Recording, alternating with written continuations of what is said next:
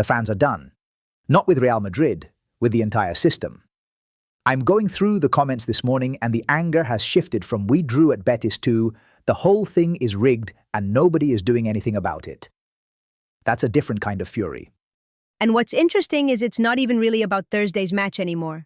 The Betis result was the spark, but what's burning now is something much bigger. This accumulated rage about Spanish football being corrupt from top to bottom, and Real Madrid just absorbing it all in silence. One fan put it perfectly, and I'm translating this directly. They said, "We know they're cheating, but we do nothing, and they keep robbing us without even wearing a mask." That line, without a mask, they're not even hiding it anymore. That's the feeling. That quote has been flying around the comments for 2 days now, and the reason it resonates is because fans feel completely powerless. It's not just about a penalty not given or a yellow card that should have been a red. It's about a structural problem that nobody with authority seems to want to fix. And then you've got another fan going further, talking about the tentacles of corruption spreading everywhere. TV coverage, journalists, the head of the referees committee, everything connected, everything rotten. Madre mia, the level of distrust in that comment section is off the charts. Look, we covered the referee fury yesterday, but what's new today is the resignation in the tone. Yesterday fans were angry. Today they sound almost defeated about it. One fan said, and this is a direct translation, "Football corruption in Spain has been going on for decades. It gets normalized. Garbage comes out every single day and nothing happens." That's not anger anymore. That's exhaustion. And the La Liga angle is fascinating. One fan is already saying the league is completely devalued. Not "we're losing the title," but La Liga itself means nothing. That's a massive statement from a Real Madrid supporter. When your own fans are questioning whether the competition is worth competing in, you've got a serious problem. There's even a fan suggesting Madrid shouldn't do the Guard of Honor for Barca if they win the title. No pasillo, no presence at the Clásico, as a form of protest against Tebas, the CTA, the whole media structure. Whether you agree with that or not, the fact that fans are even thinking in those terms tells you everything about the mood right now. Famous, and then the Bellingham penalty debate is still going. There's a fan who went deep into the replay situation. They're saying the Brahim handball wasn't shown again on TV deliberately to manufacture controversy and distract from the clear foul on Bellingham.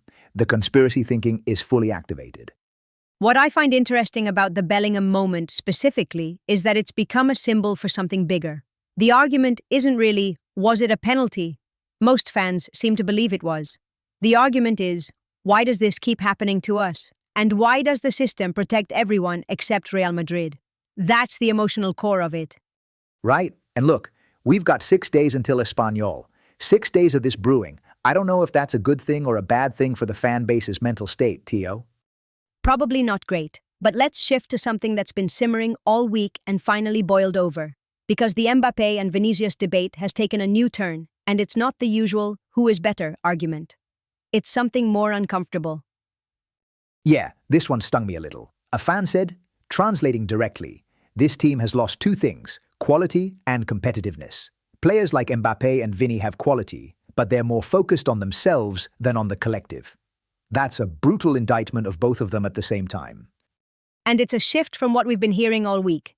For days it's been the Mbappé versus Vinicius civil war, one camp versus the other.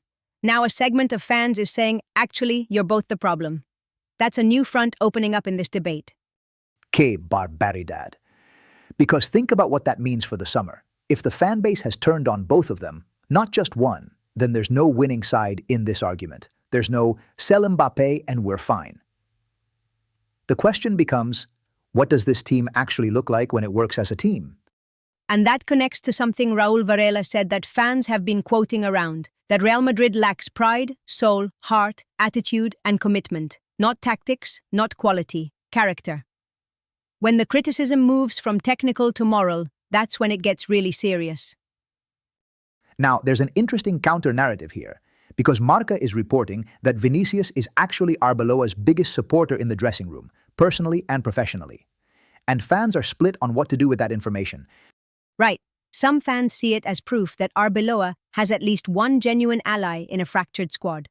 Others are reading it as great, the most selfish player is propping up the clueless coach. Neither reading is particularly reassuring, but both tell you something about where trust levels are inside that dressing room. Meanwhile, And I love this for the pure chaos energy. There's a fan absolutely going after a pundit called D'Alessandro, saying that ever since he claimed Mastantuono was better than Lamine Yamal, you can tell he has no idea about football. Madridista pesado, heavy-duty Madridista. And I mean that as a criticism in this context. The Homer pundit problem is real. The Homer pundit problem is very real, and it cuts both ways. Fans don't want people cheerleading blindly for Madrid. They want honest analysis. When a pundit says something they think is obviously wrong, the credibility is gone forever. That fan isn't coming back to that show. Speaking of things fans won't forget, the Endrick situation. He's out on loan, and when asked if he'll return to Real Madrid, he gave a very ambiguous answer. If I have to come back to Madrid, I'll be delighted. If I have to go somewhere else, I'll do that too. Fans are reading that very carefully. The key word there is have to, not I want to come back, if I have to. That's either the language of a player keeping his options open professionally, or it's a subtle signal that the relationship isn't as warm as the club might want you to believe. Fans are split on which one it is. The optimists are saying he's just being diplomatic, keeping his head down, doing the right thing on loan. The pessimists are saying this club has so many players confused about their future right now that even a young talent like Endrick is hedging his bets. I honestly don't know which reading is correct.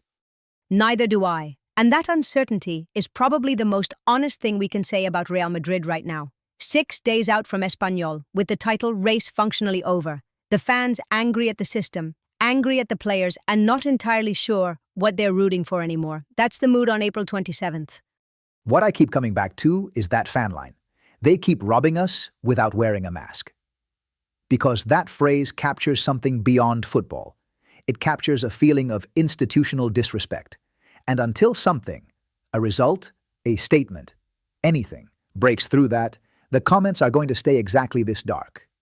6 days to Espanyol, and tomorrow morning we'll be back to see if anything has shifted. Hala Madrid, even when it hurts. Especially when it hurts. That's what Madridismo is. See you tomorrow, tios.